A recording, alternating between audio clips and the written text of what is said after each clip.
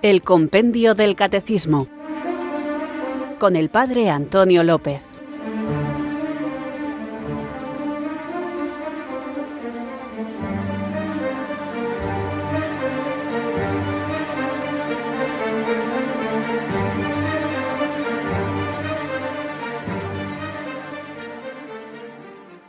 Muy buenas, amantes, apasionados, buscadores de la verdad. Recibid mi abrazo del Padre Antonio López desde Irurzun, en Navarra, los que deseáis profundizar en el conocimiento de la fe para madurarla, enraizarla en la vida e irradiarla en el testimonio.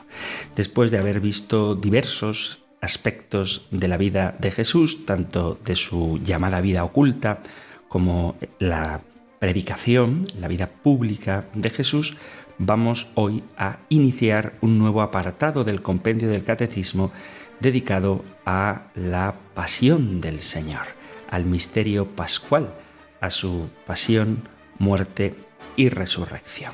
Es el culmen del amor de Dios, porque toda la finalidad de la doctrina y la enseñanza debe ser puesta en el amor que no acaba, porque se puede muy bien exponer lo que es preciso creer, esperar o hacer, pero sobre todo debe resaltarse que el amor de nuestro Señor siempre prevalece, a fin de que cada uno comprenda que todo acto de virtud perfectamente cristiano no tiene otro origen que el amor, ni otro término que el amor.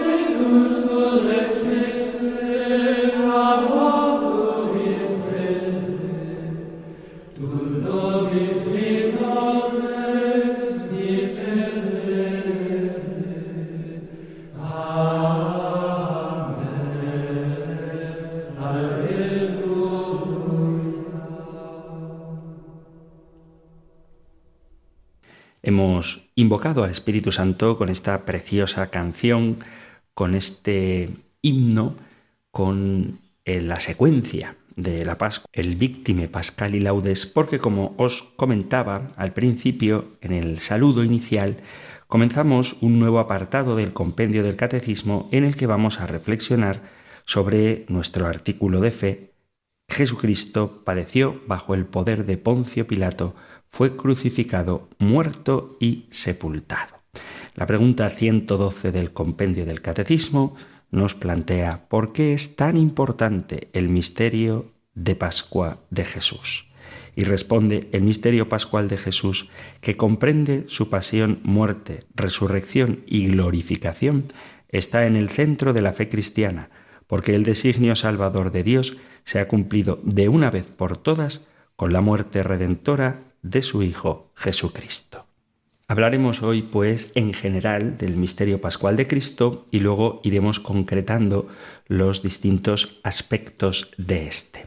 En primer lugar, habría que decir que la expresión misterio pascual no se encuentra tal cual en la Sagrada Escritura. En ella, en la Biblia, se nos habla del misterio de Dios o del misterio de Cristo. En cuanto a la espiritualidad cristiana, en la reflexión sobre la obra salvífica de Jesús se ha puesto alternativamente el acento unas veces en la primacía de la cruz y otras veces en la de la resurrección. La tradición de la Iglesia occidental, por diversos motivos, ha subrayado la función de la cruz, siguiendo sobre todo la doctrina de la salvación, fijándose especialmente en San Anselmo, quien, al presentar la redención realizada por el Hijo de Dios hecho hombre, prescinde por completo del papel de la resurrección. Muchas de las órdenes y congregaciones religiosas se han inspirado para su formación espiritual en la cruz y en la pasión de nuestro Señor, y diría que casi ninguna en la resurrección.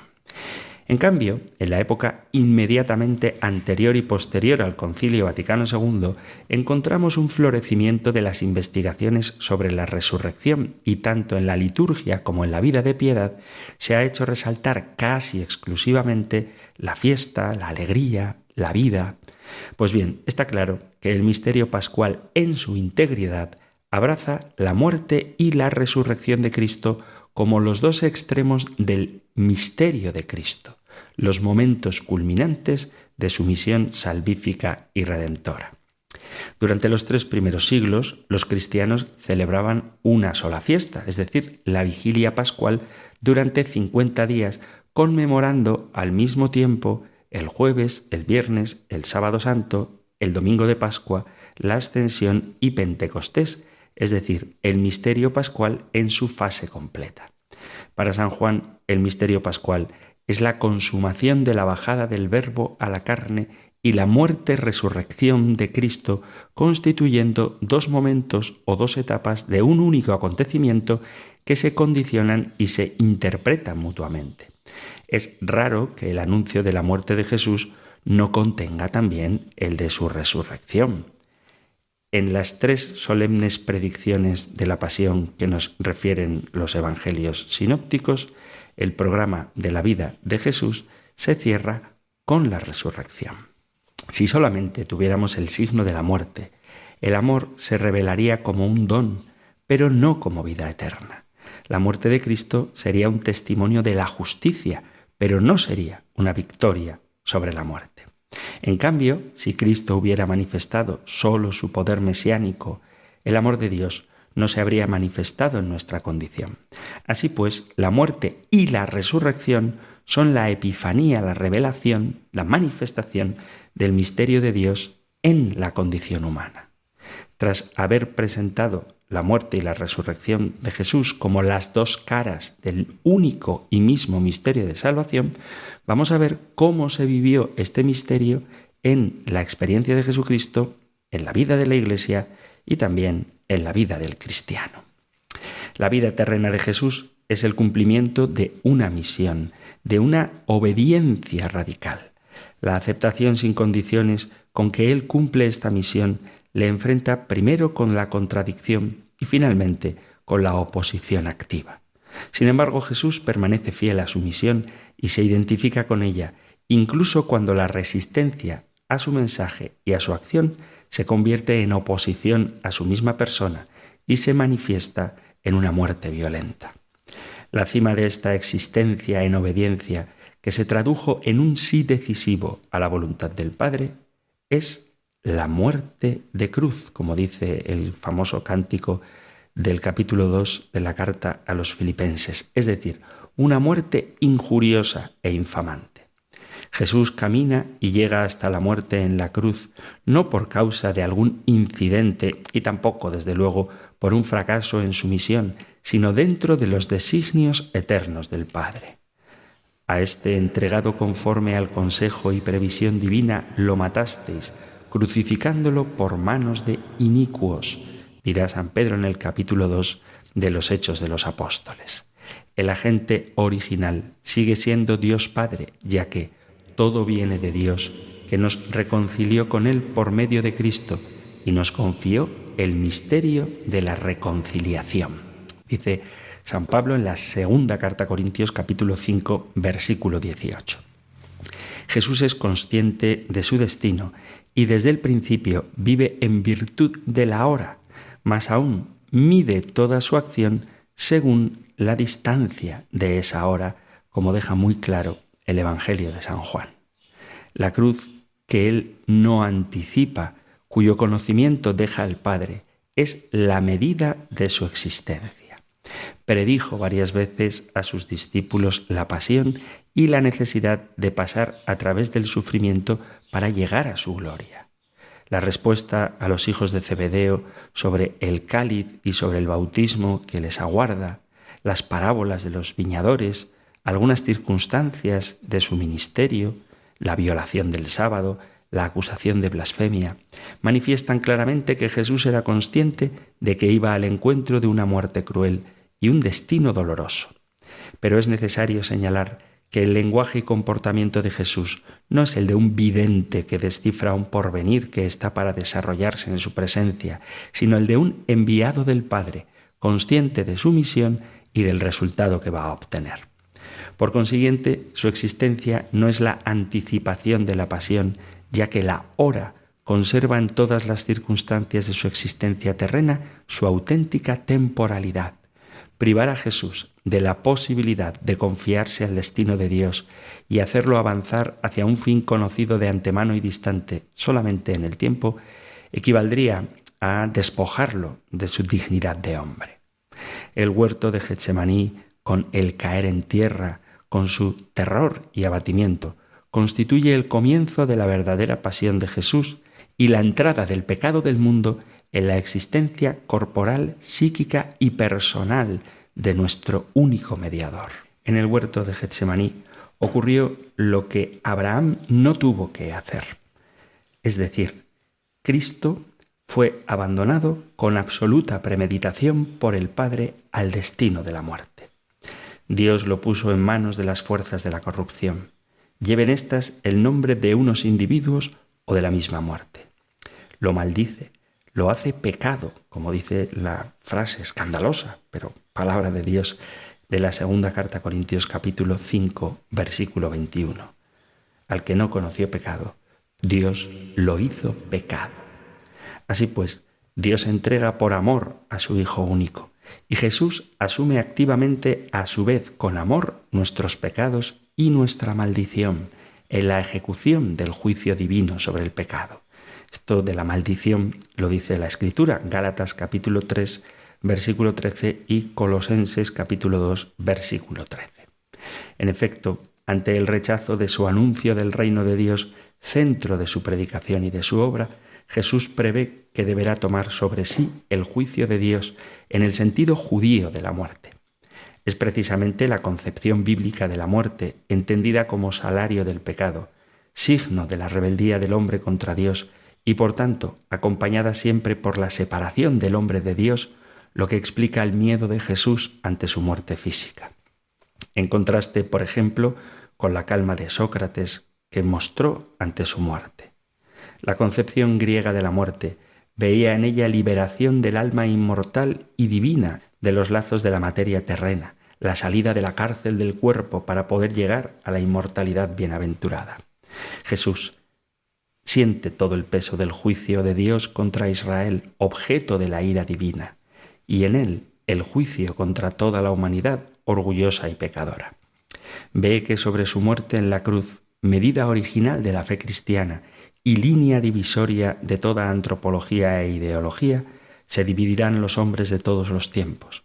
Algunos verán en ella el escándalo o la locura, y prepararán así el juicio de su propia condenación, mientras que otros verán en ella un don de Dios a los hombres y anticiparán el juicio de su propia salvación.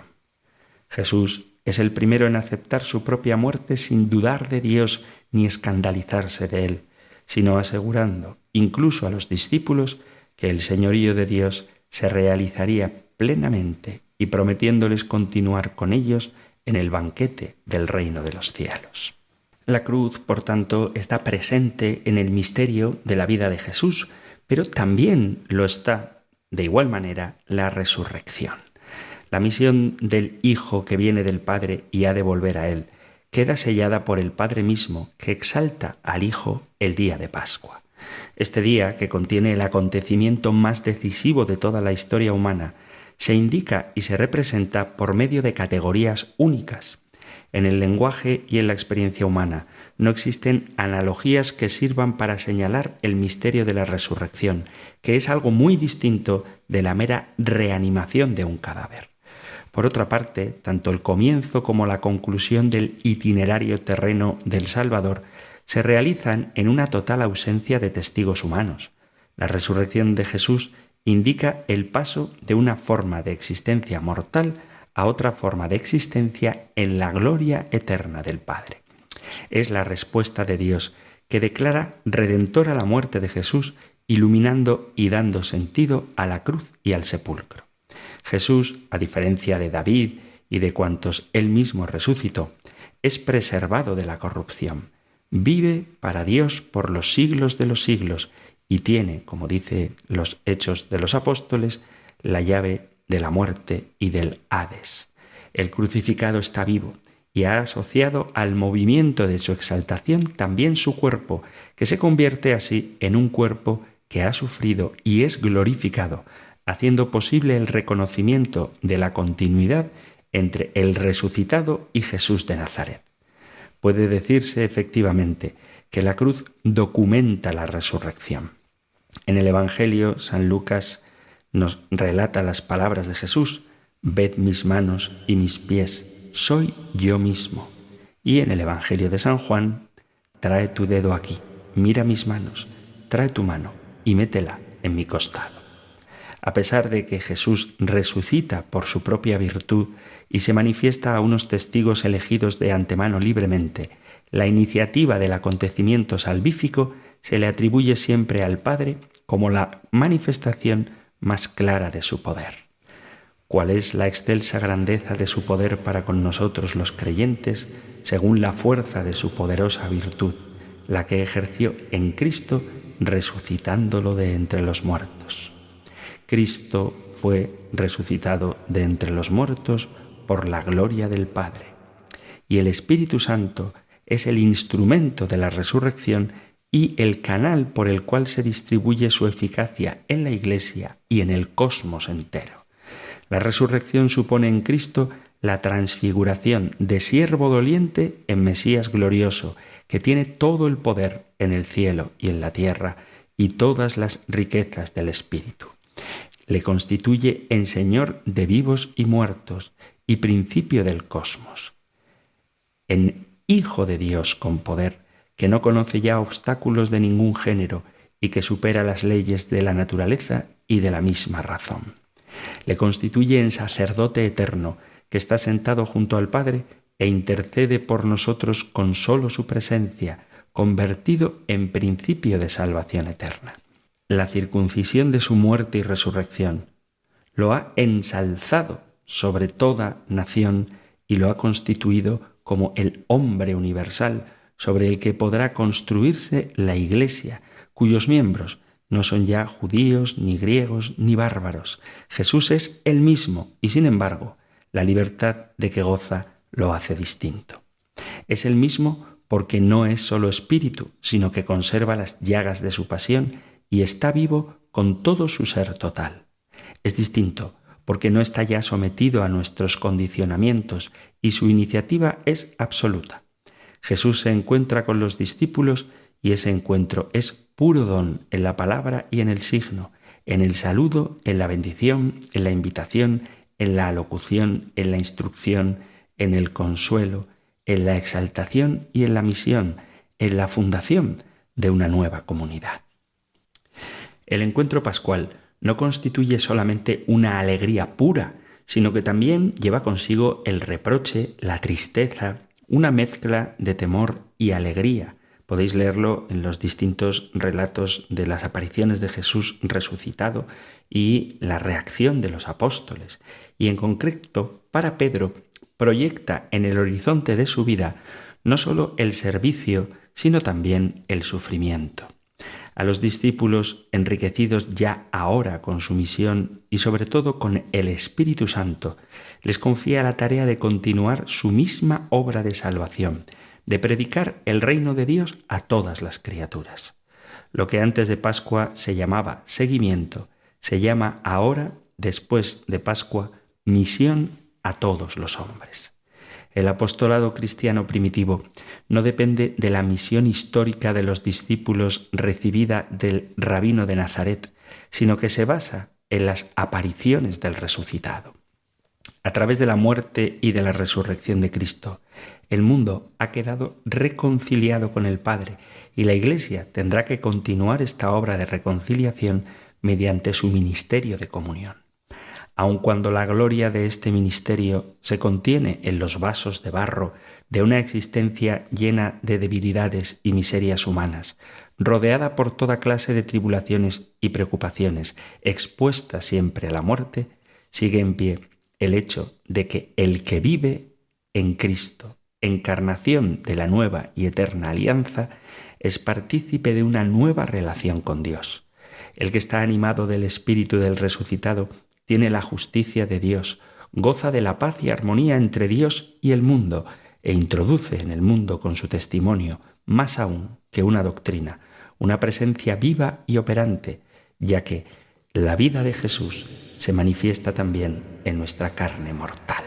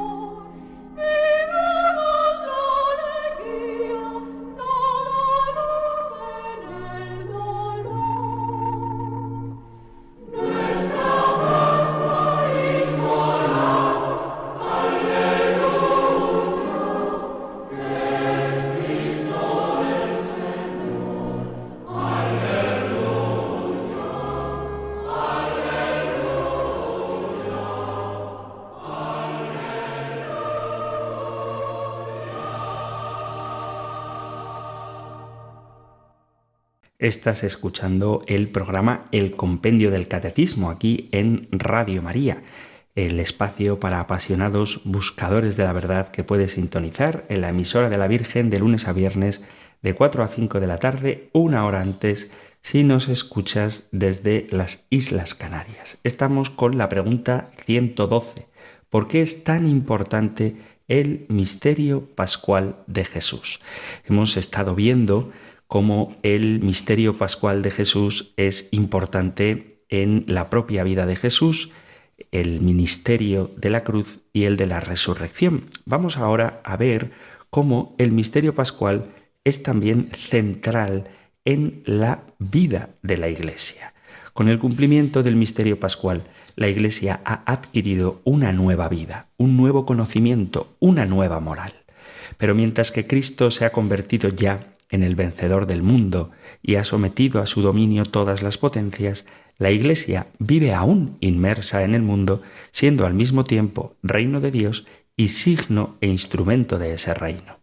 Aunque ella es el cuerpo de Cristo glorioso y vive del Espíritu, gime aún bajo el peso de una existencia mundana y en la fatiga de un camino de fe no iluminado todavía por la visión completa. En la Iglesia, comunidad redimida, siguen aún las tensiones entre la carne y el pecado por una parte y el Espíritu y la gracia por otra. Y aunque sus miembros no tienen ya que conformar su conducta con las exigencias de los elementos del mundo, de hecho permanecen bajo su tiranía y su influencia maléfica. Más aún, desde que el Jesús histórico venció y fue llevado a Señor del mundo, está el cristiano mucho más implacablemente reclamado por la cruz histórica de Cristo, hecho jirones entre la posesión anticipada de la ciudadanía celeste y la exigencia de iniciar lo que allí está ya realizado en un mundo esencialmente desprovisto de las condiciones para lograr tal realización y dotado de unos instintos de conservación que le hacen ponerse a la defensiva contra la irrupción del reino escatológico de Dios. El tiempo de la Iglesia, tiempo de la paciencia de Dios y del hombre, tiempo de la celebración de la Eucaristía hasta que Él venga, tiempo del ya pero todavía no, está colocado entre la resurrección inicial que la hace nacer a la historia y la resurrección final que la hace nacer a la eternidad. Mientras no se afirme la caridad en la posesión eterna de la vida misma de Dios, habrá un estado de vida, la virginidad, que atestiguará ante el mundo la presencia del misterio pascual en la Iglesia y la relativización de todas las situaciones humanas frente al poder del reino de los cielos. Y habrá una virtud, la esperanza, que partiendo de la posesión actual del Espíritu, alimentará los deseos de liberación y redención total de la humanidad. La Iglesia sufre la falta de plenitud de su resurrección en Cristo cuando soporta la persecución de sus miembros, incomprendidos en su fe y pisoteados en su dignidad de personas humanas, cuando se ve sometida a la debilidad y a la incoherencia en su testimonio de comunidad de salvación y de amor, cuando sufre la tentación de un poder ambiguo y se olvida de servir a Dios crucificado.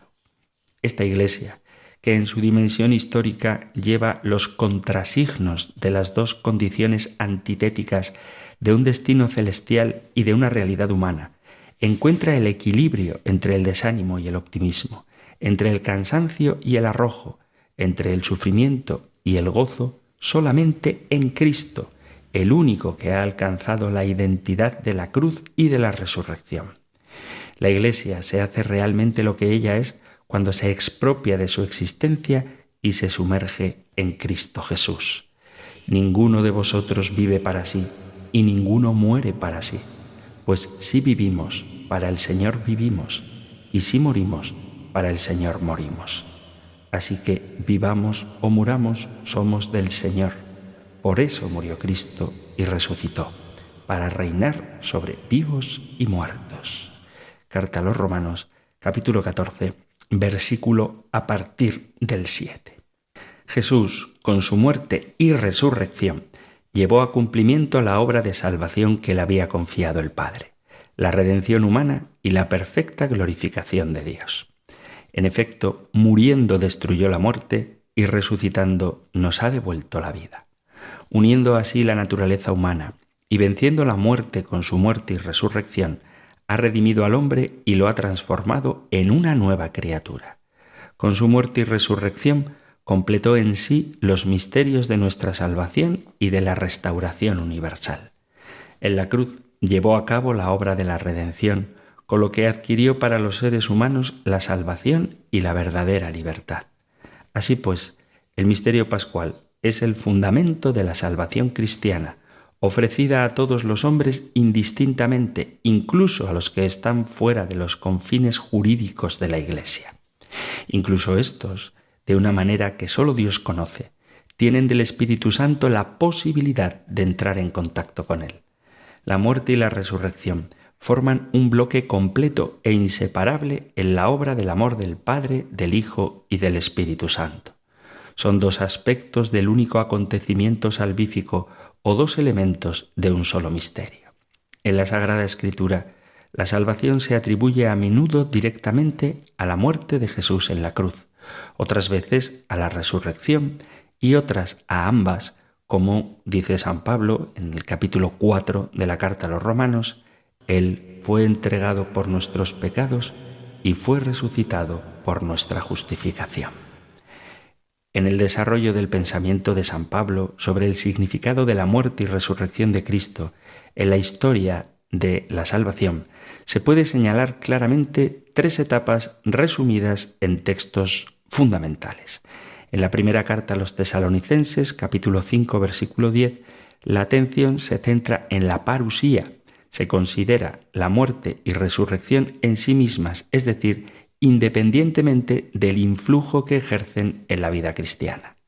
En la segunda carta a Corintios, capítulo 5, versículo 15 y Romanos, capítulo 6, versículo 3, se recuerda cómo la pasión y la resurrección están ya presentes en la vida terrena del bautizado. Ambas se hacen historia de la salvación. Y en Romanos, capítulo 14, versículo 9 y capítulo 4, versículo 25, se considera la resurrección asociada a la causalidad redentora de la muerte de Cristo. Los dos acontecimientos se convierten en fases complementarias de la salvación. Los padres de Oriente consideran la muerte y la resurrección como concausas de la salvación. San Juan Crisóstomo escribe: Jesús murió y resucitó para que nos hiciéramos justos. Y San Cirilo de Alejandría resume los dos efectos salvíficos con la frase: hemos sido justificados en Cristo. Lo mismo piensan los padres latinos, aunque entre ellos se muestra frecuentemente la tendencia a considerar la resurrección como algo puramente moral. Por ejemplo, decía San Hilario: nos ha redimido por medio de su sangre, de su pasión, de su muerte y de su resurrección. Este es el alto precio de nuestra vida. Y San Agustín: lo mismo que en su muerte se nos siembra, así en su resurrección germinamos. Con su entrega a la muerte cura el delito, con su resurrección nos trae la justicia. El Concilio Vaticano II ha situado la cruz comprendida dentro de la totalidad del misterio pascual en el centro de la teología y de la moral. Para el concilio, el misterio pascual constituye la cima de la revelación. Por tanto, sobre todo con su muerte y gloriosa resurrección, y con el envío del Espíritu de la verdad, lleva a plenitud toda la revelación y la confirma con testimonio divino. A saber, que Dios está con nosotros para librarnos de las tinieblas del pecado y de la muerte, y para hacernos resucitar a una vida eterna. Cristo, en su muerte en la cruz, se manifiesta como el siervo de Yahvé que ama a su pueblo, como el buen pastor que ha venido no a ser servido, sino a servir y a dar su vida por sus ovejas. Desde un punto de vista más estrictamente teológico, se puede hablar con Santo Tomás de causalidades diversas. La muerte tiene una causalidad meritoria, redentora, reparadora, sacrificial. La resurrección tiene sólo una causalidad instrumental, intencional, a modo de signo. La resurrección física de Cristo, sacramento primordial de salvación, es en su hacer un gran sacramento celebrado una vez para siempre, que significa, en virtud de la humanidad, y produce eficazmente, en virtud de la divinidad, nuestra resurrección espiritual y también nuestra resurrección física del cuerpo en la escatología. En razón de la eficacia que depende de la virtud divina, tanto la muerte de Cristo como juntamente con ella la resurrección son causa no sólo de la destrucción de la muerte, sino de la reparación de la vida. Pero en razón de la ejemplaridad de la muerte de Cristo, por la cual se separó de la vida mortal, es causa de la destrucción de nuestra muerte. La resurrección, en cambio, mediante la cual comenzó su vida celestial, es causa de la reparación de nuestra vida. La pasión de Cristo, además, causa meritoria, dice Santo Tomás de Aquino. Durante su existencia terrena, Jesús estuvo presente entre los hombres, pero como un pequeño grano solitario, permaneció extraño a todos ellos, incluso a su propio ambiente, llevando como nosotros una existencia en la carne cerrada por completo en sí misma, en la autonomía de su debilidad. En el misterio de la Pascua, Él murió a la carne y también a sus limitaciones, y vive en el Espíritu, que es fuerza divina, apertura infinita y efusión total. El grano se convirtió en espiga granada que se dobla por el peso de su fecundidad. De esta nueva existencia es principio el Espíritu, que lo resucitó de entre los muertos y que había sido el signo de su santidad filial y de su misión. Sobre el que veas descender y posarse el Espíritu, ese es el que bautiza en el Espíritu Santo. Y yo lo vi y he dado testimonio de que éste es Hijo de Dios, dice el capítulo 1 del Evangelio de San Juan. Y es ese mismo Espíritu el que Jesús da a los apóstoles el día de su resurrección. Juan capítulo 20, versículo 22, dice el Señor: recibid el Espíritu Santo, uniendo a ese don la comunicación de su santidad y la transmisión de su misión y de su poder. Para los apóstoles, como para Jesús, el principio vital no es ya la psicología en su debilidad, sino el espíritu en su poder. Al comienzo de la existencia carnal está el soplo vital que transforma al primer Adán en un ser viviente.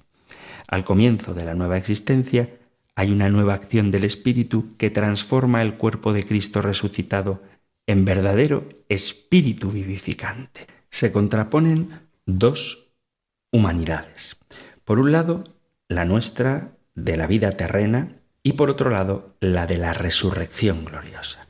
La primera, la terrena, se relaciona con la creación de Adán. La segunda, con la acción del Espíritu sobre el segundo Adán, convertido en principio y prototipo de la nueva estirpe humana. Un ser celestial que vive la vida del Espíritu. El Espíritu que se adueña de Cristo, resucitado por nosotros, por nuestra justificación, produce también en el cristiano una nueva experiencia, ya que todos los que se encuentran en Jesús han resucitado con Él. También al cristiano se le ha destinado el espíritu de la resurrección, que actúa al mismo tiempo en Cristo y en nosotros. Desde ahora, el Espíritu nos transforma, y desde ahora es en nosotros santidad, poder y gloria al mismo tiempo, como el día de la resurrección. Él nos hace libres de toda esclavitud, incluida la de cualquier tipo de ley moral que no sea la de la nueva vida, y nos capacita para acciones y manifestaciones carismáticas que desafían las leyes naturales y de la misma razón. Los que son movidos por el Espíritu ya no están bajo la ley, como dice San Pablo a los Gálatas, pues el Espíritu es el principio de la moral de los últimos tiempos, regida por el misterio pascual, es decir, por una ley de sacrificio durante toda la vida.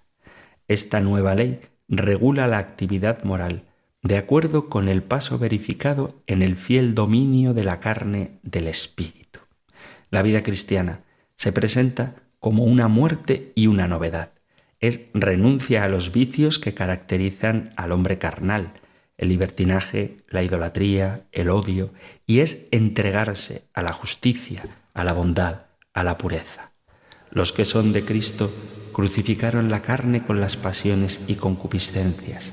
Si vivimos en espíritu también caminemos. El ideal moral al que tienden los fieles no es el de la sabiduría o de la mística griega que encuentra su última perfección en la gnosis divina, ni consiste tampoco en la práctica heroica de las virtudes humanas. Aunque poseyera toda la gnosis y todas las virtudes heroicas, el fiel todavía no sería nada, como dice el célebre pasaje de la primera carta a Corintios, capítulo 13. El ideal tampoco consiste ya en la justicia conferida por la ley. El ideal es Cristo muerto y resucitado, fundamento de la única justicia, de la justificación de la vida y la participación del espíritu de amor que anima a Cristo. Por otra parte, la cruz proclama que no es el hombre el que construye la caridad con sus decisiones y sus planes, sino que es la caridad de Cristo la que constituye al hombre nuevo. El misterio pascual, por tanto, es el que fundamenta la moral, la conducta cristiana. Y también es el misterio pascual el que da sentido a nuestra vida sacramental. Toda la vida sacramental del cristiano es un recuerdo del misterio pascual, ya que según el Vaticano II, casi todos los acontecimientos de la vida de los fieles bien dispuestos son santificados por medio de la gracia divina que fluye del misterio pascual, de la pasión, muerte y resurrección de Cristo, de donde obtienen su eficacia todos los sacramentos y sacramentales. La relación de los sacramentos con el misterio pascual y con el sacrificio se deduce también de las enseñanzas del concilio cuando invita a conferir la confirmación en el curso de la misa, cuando dispone que el matrimonio se celebre habitualmente dentro de la misa y alaba la práctica de emitir también durante la misa la profesión religiosa. La Iglesia, identificada con Cristo, encuentra la salvación en la resurrección porque es incorporada al Salvador no en un instante cualquiera de su existencia, en Belén, en Nazaret, por los caminos de Palestina, ni tampoco en una existencia celestial posterior al acto redentor, sino porque se le une en el acto mismo de la redención. Es el cuerpo de Cristo en un instante concreto y eterno, en el instante en que se cumple la redención, en el instante de la muerte en la cruz, en que Cristo es glorificado por el Padre. El que vive en Cristo lleva una existencia pascual, recorre el camino hacia el Padre que Jesús abrió en la cruz en su carne. El comienzo de este camino de salvación, de ese caminar cristiano, es el bautismo. El bautismo introduce en el misterio de la redención al fiel que permanece en él de modo estable y no cesa de celebrar su unión con Cristo en la muerte y en la glorificación hasta el día en que se complete, cuando duerma con Cristo en la muerte y resucite con él en el día final. Según el rito antiguo del bautismo, sumergirse en el agua era morir y ser sepultado con Cristo, morir al hombre viejo, a los vicios y a las concupiscencias. Salir del agua era resucitar con Cristo. Por eso San Pablo escribe a los fieles de Roma que fuimos sepultados juntamente con él por el bautismo en la muerte, para que como Cristo fue resucitado de entre los muertos por la gloria del Padre, así también nosotros caminemos en una vida nueva. San Cirilo de Jerusalén escribe a sus fieles: cuando os sumergisteis en el agua, estabais en la noche y no visteis nada, mientras que al salir del agua os encontrasteis como en plena luz. En el mismo acto moríais y nacíais. Este agua saludable era para vosotros al mismo tiempo sepultura y madre. La vida del cristiano es un desarrollo del bautismo y del sacerdocio universal recibido en él. Los bautizados tienen que anunciar el poder de aquel que los llamó de las tinieblas a su luz admirable. Por ello, todos los discípulos de Cristo, perseverando en la oración y alabando juntos, ofrézcanse a sí mismos como hostia viva, santa y agradable, y den testimonio por doquiera de Cristo, y a quienes lo pidan, den también razón de la esperanza de la vida eterna que hay en ellos. Este nuevo principio de vida redimida está, sin embargo, encerrado en una naturaleza dañada por el pecado y sometida a la incoherencia y a la debilidad de la carne. Por eso, se nos ha asegurado un alimento que es el cuerpo de Cristo en su acto redentor. Tomad, comed, este es mi cuerpo que se entrega por vosotros. También la Eucaristía es un sacramento que nos hace entrar en contacto con la muerte y resurrección, en cuanto que une al fiel con la muerte de Cristo, asociándolo a su resurrección. Las palabras de la institución la enlazan con la cruz. El rito de la fracción del pan la acerca a la resurrección.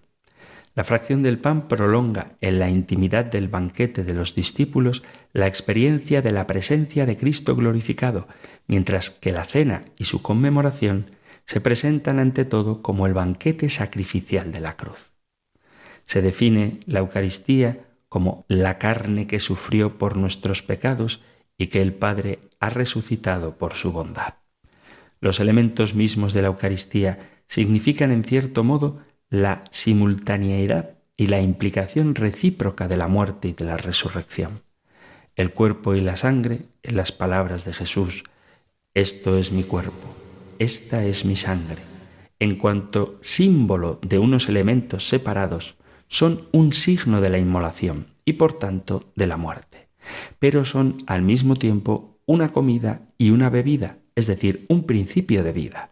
Antes incluso de ser memoria del sacrificio y de la muerte, son en sí mismos un alimento, un medio de crecimiento y en consecuencia un signo de la vida y de la continuación de esa vida.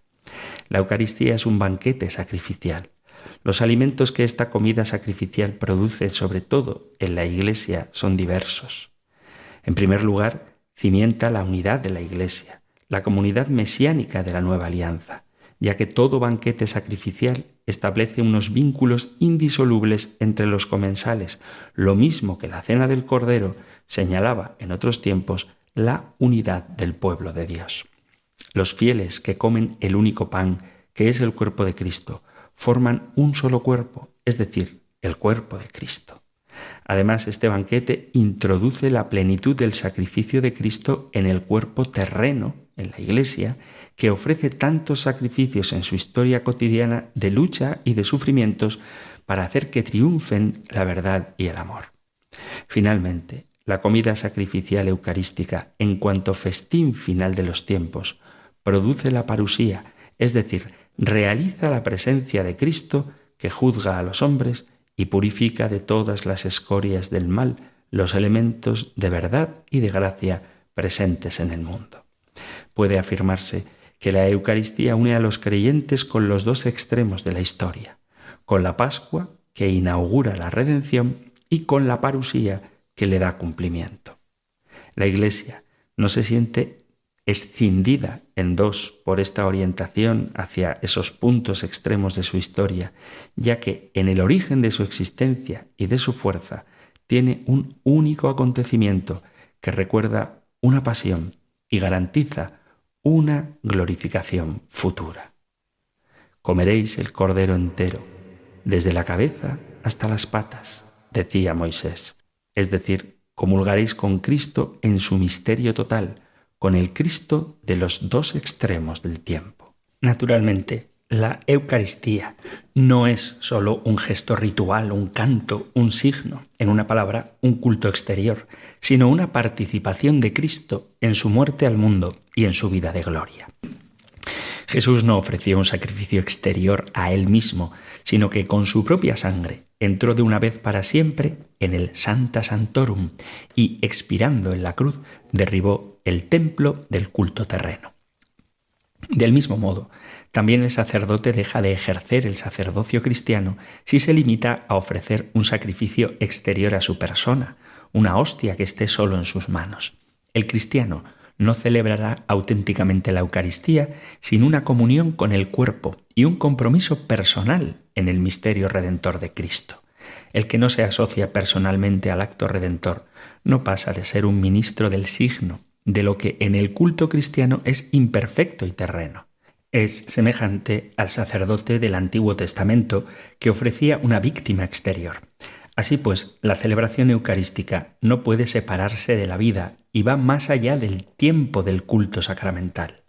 San Pablo no solo afirma que muere con y resucita con Cristo en el sacramento, sino en toda su vida. Estoy crucificado con Cristo y ya no vivo yo, pues es Cristo quien vive en mí. Por eso, la Iglesia celebra el sacrificio de Cristo también fuera de la acción litúrgica.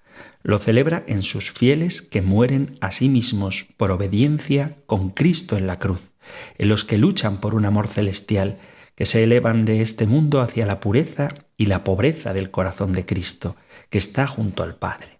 En todos sus fieles que trabajan y sufren por la salvación de los demás.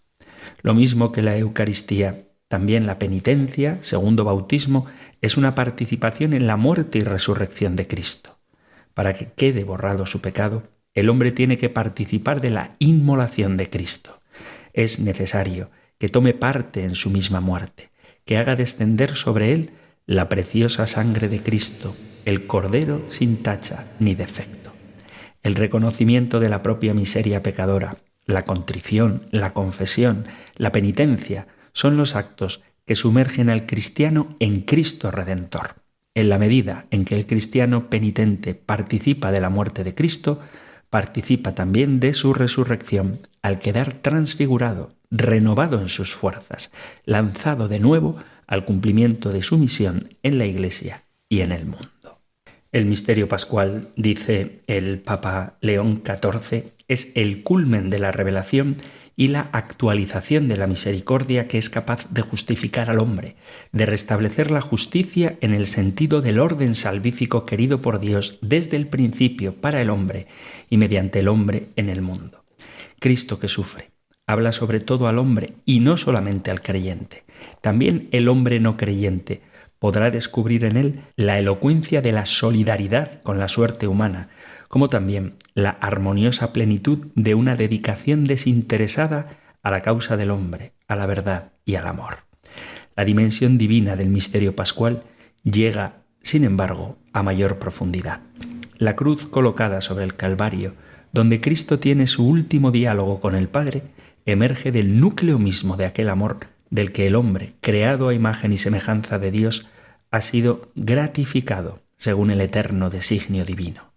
Dios, tal como Cristo lo ha revelado, no permanece solamente en estrecha vinculación con el mundo en cuanto creador y fuente última de la existencia. Él es además Padre. Con el hombre, llamado por él a la existencia en el mundo visible, está unido por un vínculo más profundo aún que el del Creador. Es el amor que no solo crea el bien, sino que hace participar en la vida misma de Dios, Padre, Hijo y Espíritu Santo. En efecto, el que ama desea darse a sí mismo. Y en la cruz, Cristo se nos ha entregado.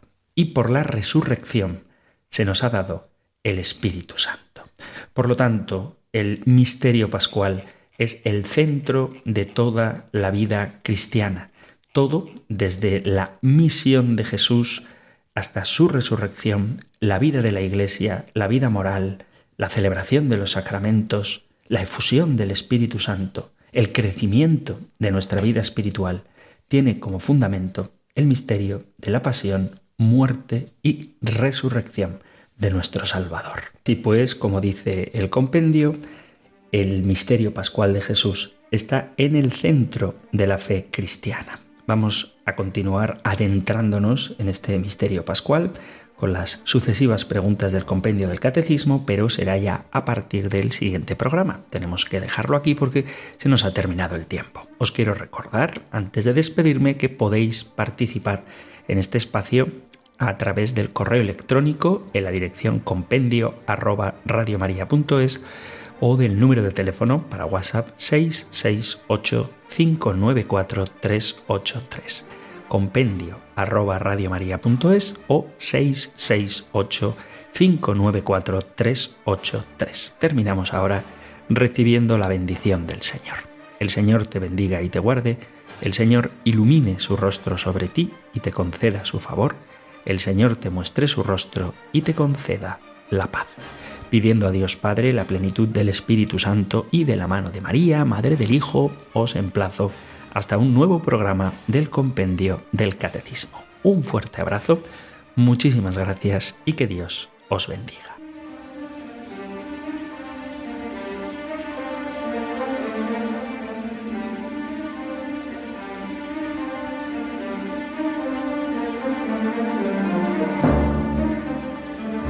El Compendio del Catecismo con el Padre Antonio López.